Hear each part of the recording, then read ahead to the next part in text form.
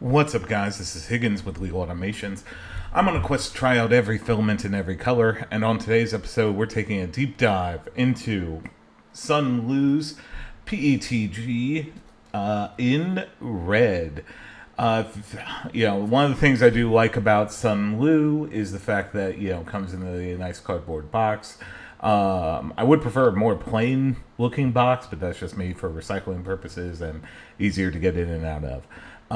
One of the other things is I like the fact that it comes with these little pull tabs that is particularly helpful for getting new filament.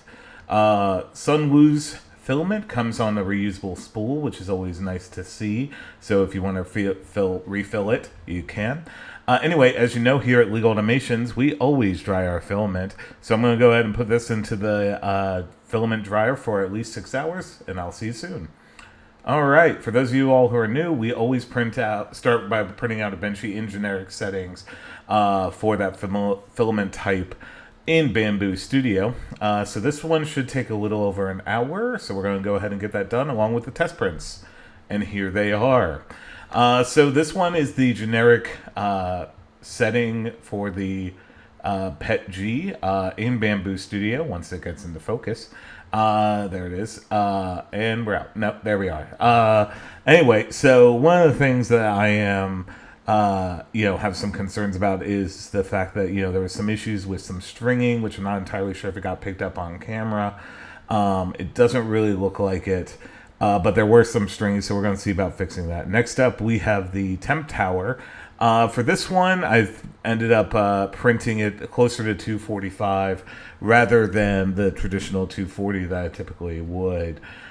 This one had the least amount of globbing and stringing inside of there, so that one worked out a little bit better than what you would anticipate. Next up, we printed the dimensional cube. This one is 40 by 40 by 40 millimeters cubed.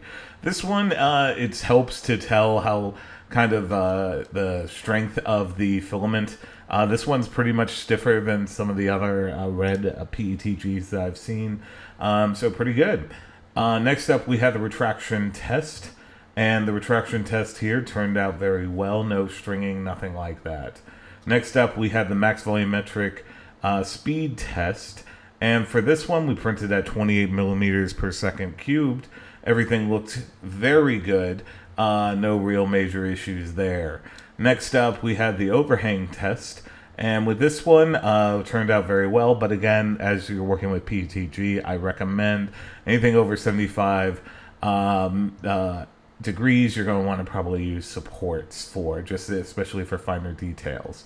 Next up, but everything else looked pretty good, no real major issues there. So we got those settings dialed in, and we ended up reprinting a Benchy. So as you can tell, there's very little stringing, and the detail points are pretty good. No real issues that we saw in the beginning, so we're able to get those dialed in. So at time of filming, this can be had at Amazon for $21.99.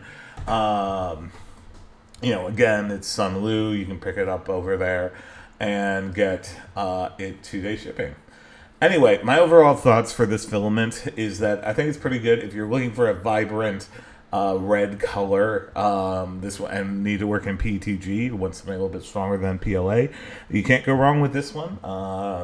Again, I like the fact that they're reusable spools, refillable spools.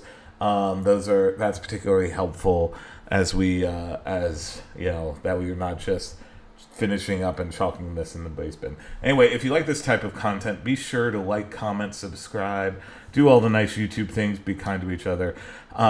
This has been SUNLU's PETG in red, and I've been Higgins with Legal Automations. Hope to see you at the next review. Thanks.